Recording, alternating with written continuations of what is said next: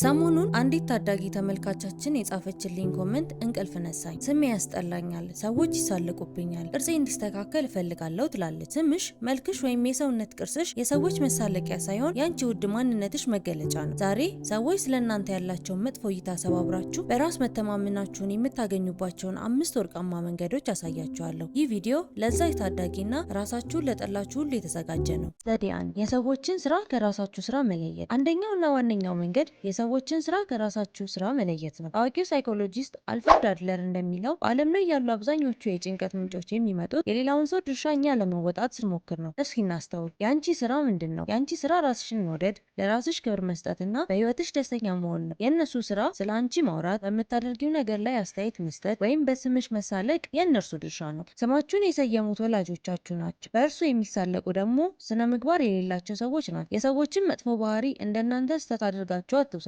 እነርሱ ክፉ ስለሆኑ እንጂ አንቺ ስለማታምሪ አይደለም። ብዙዎቻችን የምንሳሳተው እዚህ ጋር ነው። ሰዎች ስምሽ አይመቸኝም ሲሉ ያንን የሰዎች ሀሳብ እንደ ራሳችን አድርገን እንቀበለዋለን። ነገር ግን እገሌ በስማችሁ ተሳለቀ ማለት ያ ሰው ደካማ ስብዕና አለው ማለት ነው እንጂ መጥፎ ስም አላችሁ ማለት አይደለም። ስለዚህ በሚቀጥለው ጊዜ ሰዎች ሲሳለቁባችሁ እንዲበሉ ይህ የእሱ ስራ ነው፣ የኔ ስራ ግን በራሴ መተማመን ነው። የሌላውን ሰው የቤት ስራ መውሰድ አቁሙ። ድርሻችሁን ለይታችሁ ስታውቁ የሰዎች ቃል እናንተን የማቁሰል አቅሙ ይጠፋል። ዘዴ 2 በሌላችሁ ሳይሆን ባላችሁ ላይ አተኩሩ። ሁለተኛው መንገድ ትኩረታችሁን ከሌላችሁ ነገር ላይ አንስታችሁ ባላችሁ ሀብት ብቻ ማድረግ ነው። ብዙዎቻችን በህይወታችን የምናሸንፈው የሌለንን ነገር በመቁጠር ነው። ለምን እንደገሌ ቆንጆ ቅርጽ የለኝም፣ ለምን ስሜ እንዲሆነ፣ ለምን ድምጽ አይጥምም እያልን የሌለንን ዝርዝር እናረዝማለን። ይህ ደግሞ አእምሯችን ሁልጊዜ እኔ ጎዶሎ ነኝ የሚል መልእክት እንዲያስተላልፍ ያደርገዋል።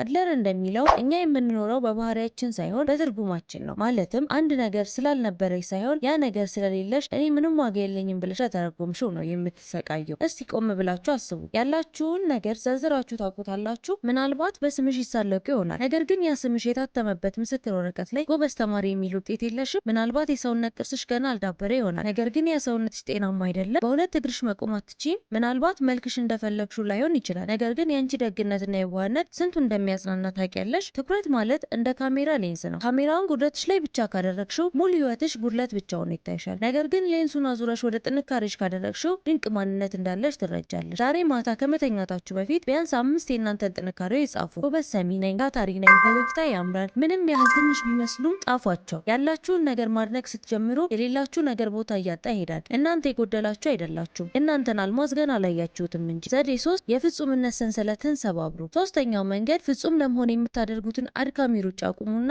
ጎዶሎ ሆኖ የመገኘት ድፍረትን አዳብሩ። ብዙዎቻችን በራሳችን ላይ የምንጨክነው ፍጹም የሆነ የሰውነት ቅርጽ፣ ፍጹም የሆነ ስም ወይም ፍጹም የሆነ ህይወት ሊኖረን ይገባል ብለን ስለምናምን ነው። ይህ የፍጹምነት ሰንሰለት ግን ነፃነታችንን ይጋርደዋል። አድለር አንድ የሚገርም ሀሳብ አለው። ኢንፌሪዮሪቲ ኮምፕሌክስ ወይም የማነስ ስሜት የሚመጣው ካለንበት ተጨባጭ ሁኔታ ሳይሆን ራሳችንን ፍጹም ከምንለው ምናባዊ ምስል ጋር ስናነጻጽር ነው። እስኪ ያስቡት። ሁሌም ዳሌ ወይም ፍጹም መልክ ባይኖርሽ ምን ችግር አለው? ሰዎች በስምሽ ቢሳለቁና አንቺን ብትደናገጪ ፍጹም አለመሆንሽን አያሳይ? በራስ መተማመን ማለት ምንም ችግር የለብኝም ብሎ መዋሸት ሳይሆን ችግር ቢኖርብኝም ጎዶሎ ብሆንም ሰዎች ባይወዱኝም እኔ ግን ራሴን እቀበላለሁ ብሎ መወሰን ነው። ይህ ነው እውነተኛ ጀግንነት። ጃፓኖች ኪንሱጊ የሚባል ጥበብ አላቸው። አንድ የሸክላ እቃ ሲሰበር ስብርባሪውን በወርቅ ያጣብቁት። እቃው ከተጠገነ በኋላ ከበፊቱ ይልቅ ይበልጥ ያምራል። ምክንያቱም ስብራቱ የራሱ የሆነ ታሪክና ውበት ይሰጠዋል። እናንተም እንደዛው ናችሁ። ስማችሁ፣ የሰውነት ቅርጻችሁ ወይም ያሳለፋችሁ ስቃይ የእናንተ የወርቅ ስንጥቅ ነው። ፍጹም ለመሆን አትጣጣሩ። ይልቁንም ያልተሟላ ማንነታችሁን በጸጋ ተቀበሉ።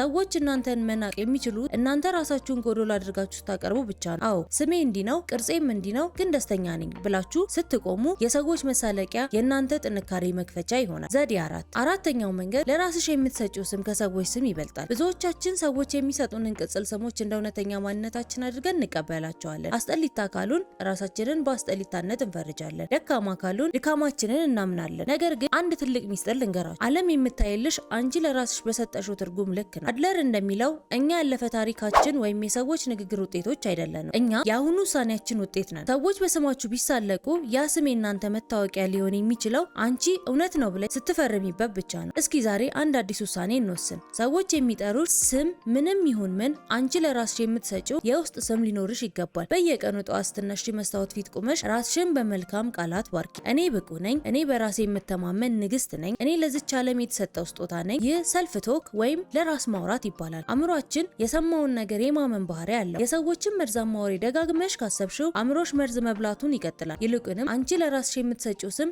ብርሃን ይሁን። ያቺ ኮመንት የጻፈችው ታዳጊና መሰሎቿ ስማችሁ በወረቀት ላይ ያለ ምልክት ብቻ ነው። እናንተ ግን ከዚያ በላይ ናችሁ። ዛሬውኑ ያንን የሰዎች መሳለቂያ ስም ቀዳችሁ ጣሉትና አዲስና የሚያምር ስም ለራሳችሁ ስጡ። ስምሽን በአክብሮት መጥራት ያለብሽ መጀመሪያ አንቺው ራስሽ ነሽ። አንቺ ራስሽን ውድ አድርገሽ ካቀረብሽ ዓለምም አንቺን ለማክበር ትገደዳለች። ዘዴ 5 አካባቢያችሁን አጽዱ። አምስተኛውና ወሳኙ እርምጃ አካባቢያችሁን መጥራት ወይም ኤዲት ማድረግ ነው። ብዙ ጊዜ በራስ መተማመናችን የሚጠፋው እኛ ደካማ ስለሆነን ሳይሆን በየቀኑ የምንሰማው ድምጽ መርዛማ ስለሆነ ነው። አድለር እንደሚለው የሰው ልጅ ማህበራዊ ፍጥሩ በመሆኑ በአካባቢው ባሉ ሰዎች በቀላሉ ይቃኛል። እስኪ ቆም ብላችሁ አስቡ። በየቀኑ አብራችሁ የምታሳልፏቸው ሰዎች ምን አይነት ናቸው? በስማችሁ የሚሳለቁ፣ ሁልጊዜም ጉድለታችሁን የሚነግሯችሁ ወይስ አትቺም ታምሪም የሚሉ ደንቃራዎች? እነዚህ ሰዎች ያንቺን ብርሃን የሚያጠፉ የመንፈስ ሌቦች ናቸው። በአትክልት ስፍራ ውስጥ አረም መኖሩ ግዴታ ነው። ነገር ግን አበቦቹ እንዲያድጉ አረሙን መንቀል አለባችሁ። ጓደኝነትም እንደዛ ነው። ጓደኛዬ ስለሆነች መጨከን አልችልም አትበሉ። ራሳችሁን መውደድ ማለት እናንተን ከማያከብሩ ሰዎች መራቅ ነው። በስማችሁ የሚሳለቅ ሰው ጓደኛ ሊሆን አይችልም። ምክንያቱም እውነተኛ ጓደኝነት የሚመነጨው ከአክብሮት ነው። አካባቢያችሁን ስታጸዱ አዳዲስና የሚያበረታቱ ሰዎች እንዲመጡ ቦታ ትከፍታላችሁ። ስምሽን በአክብሮት የሚጠሩ ያንቺን ድንቅ ማንነት የሚያደንቁና ትቻለሽ የሚሉሽን ሰዎች ፈልጊ። ያቺ ኮመንት ለጻፈችልኝ ታዳጊ የምነግራት የመጨረሻ ነገር አለ። በእድሜሽ ያሉ ልጆች ጨካኝ ሊሆኑ ይችላሉ፣ ነገር ግን አንቺ ከነሱ በላይ ነሽ። አንቺን ዝቅ የሚያደርጉሽን ሰዎች ዛሬውኑ ብሎክ አድርጊያቸው። ከህይወትሽም ከስልክሽም። ራሳችሁን በሚያወድሷችሁ ሰዎች ስትከቡ በራስ መተማመናችሁ እንደ ንጋት ፀሐይ ይፈነጥቃል። በራስ መተማመን ማለት የሰዎች ጭብጨባ አይደለም። በራስ መተማመን ማለት የሰዎች መሳለቂያ ድምጽ ሲቀንስ ሳይሆን ያንቺ የውስጥ ድምጽ ሲበረታ ነው። ስማችሁ፣ መልካችሁ ወይም ዛሬ ያላችሁ ሁኔታ ነገ የምትሆኑትን ትልቅ ሰው አይወስነው። ዛሬ ያንን የፍጹምነት ሰንሰለት ሰባብራችሁ በራሳችሁ መተማመን ጀምሩ። ዓለም እናንተን የምታከብረው እናንተ ራሳችሁን ስታከብሩ ብቻ ነው። ይህ ቪዲዮ ለአንድም ሰው ቢሆን ብርሃን እንደሚሆን አምናለሁ። ለዛች ኮመንት ለጻፈችልኝ ታዳጊና ለሁላችሁም ያለኝ መልእክት እናንተ ድንቅ ናችሁ ነው። ይህ ቪዲዮ ከጠቀማችሁ ለጓደኞቻችሁ ሼር አድርጉላቸው። እንዲሁም የሚቀጥለው ቪዲዮ እንዳያመልጣችሁ አሁኑኑ ሰብስክራይብ አድርጉ።